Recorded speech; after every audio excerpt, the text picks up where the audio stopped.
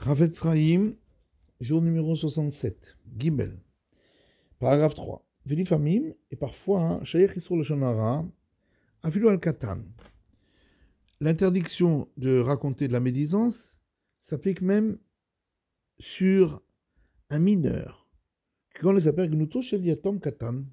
Par exemple, de dire du mal d'un orphelin mineur, chez Megadim Oto Achrim Betor Betam, que d'autres personnes élèvent chez eux à la maison, d'Al-Deze Yochal Sabev, car à cause de cela, il pourrait en arriver chez Igarshu Otomeitam, qu'il le renvoie de chez eux, Vechen Kolkai Gana, de même pour toutes choses semblables. Et Chachal Desipuro, par le fait que, du fait de ce qu'il raconte, il sauve la Zikla Katan. Cela pourrait entraîner un dommage pour l'enfant mineur, Hola Tserlo, ou lui faire du tort, à l'idée à cause de cela. Veimoudavar Meforsam, al Katanze, s'il s'agit de quelque chose qui est connu concernant cet enfant, Ainel Miklalbet, Saïf Gimel, regarde plus haut, dans le chapitre 2, paragraphe 3, Saïf Tet, paragraphe 9, ou Bechelek Bet, et dans le deuxième chapitre, Miklalbet, Saïf Gimel, chapitre 2, paragraphe 3. Vimekaven Besipuro, le Salek Anezakim.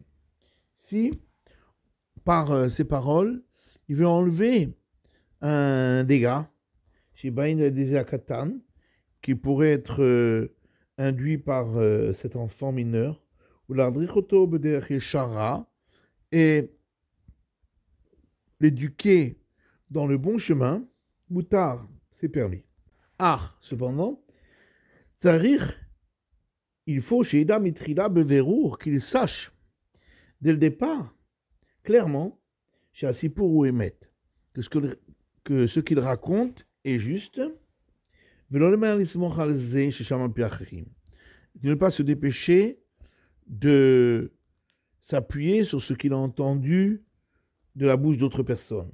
Comment chez voir les Kaman Besklal Yud, comme il sera expliqué plus loin au chapitre 10. Aïn Shametev approfondit bien ce qui est écrit là-bas. Gamter Lirot est un olad à l'Edesipour. Il faut également qu'il voit ce qui peut être entraîné par ce qu'il raconte, qui parmi Barbe Yotse, car beaucoup de fois il peut arriver qu'il sortirait quelque chose d'injuste de ces sujets-là. Dalet, paragraphe 4. Le Dalet dit aussi pour la Shonara ou Afilo à la Maaretz, que l'interdiction de raconter de la médisance s'applique même lorsqu'on parle d'un ignorant. Car lui aussi fait partie du peuple de l'Éternel et ses armées. Chez Otziam Mitzrayim, qu'il a fait sortir d'Égypte. À plus forte raison, lorsque c'est un sage en Torah, assurément, celui qui raconterait de la médisance sur lui, Avonogadol Arbeoter, sa faute est encore beaucoup plus grande. Ve'amur Chazal, et nos sages ont dit, quand on s'appelle Achamitato Shevitamit Chacham, tout celui qui parle après la mort d'un sage, Nofel Begeinam, il tombera dans la GN, chez Neymar, comme il est dit, Vechoulé, etc. Et combien de fois il pourrait rentrer à cause de cela dans la définition de celui qui dénigre un sage en Torah. Et est connu la gravité de la punition pour celui qui dénigre un sage en Torah, qui détabel comme on trouve dans le chapitre Chelek, dans le traité Sanhedrin, et ainsi il est statué dans Yoredea au chapitre 243, paragraphe 6, qu'il entre dans ce qui est défini dans ce verset des nombres qui dit car la parole de l'Éternel il a dénigré, roulé, etc. Ikaret, anefeshaï. Cette personne-là sera retranchée et ça s'applique à celui qui dénigre les sages en Torah. Mais malgré tout, le mauvais penchant essaye de séduire l'homme, d'Eloshayir, que ne s'appliquerait pas klal du tout d'Ilmubazé Tamit Racham, cette règle de celui qui dénigre le sage en Torah, en faisant cela, Ragvizban Agmara, que ça s'appliquerait uniquement au temps du Talmud, Shayu Chachamim Beyoter, où ils étaient vraiment très grands en Torah. Avalo Alelu Shevizvanenu, mais pas sur ceux de notre temps. Ou Taoud Gamour. Et c'est une erreur totale. De Kotal Chacham ou le Fiador. Car tout sage en Torah, c'est par rapport à la génération. Rafilus Vanenu, et même de nos jours, Imurak Raoui le Horot, si il est apte à enseigner la Torah, Veyagé à Torah, et il travaille durement dans l'étude de la Torah, Nikrat Tamid Chacham, il est appelé un sage en Torah. Vamvazeoto, et celui qui le dénigre, Afilu Dvarim Be'alma, même par de simples paroles, Afilu Shelo Befanav, et même si c'est pas devant lui, Avon Plilihu, c'est une faute très grave.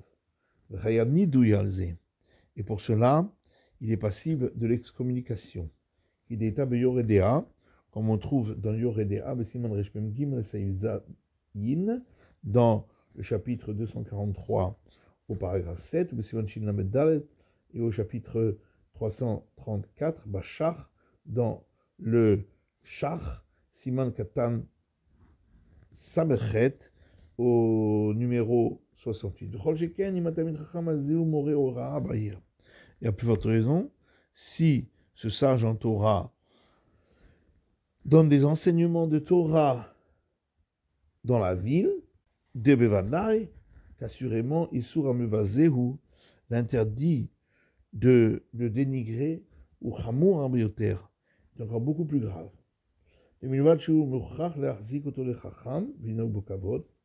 Car à part le fait qu'il a l'obligation de le considérer comme un sage et de l'honorer,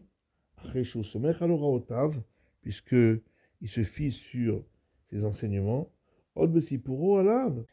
d'ivrei Knut, en plus, en racontant sur lui du mal,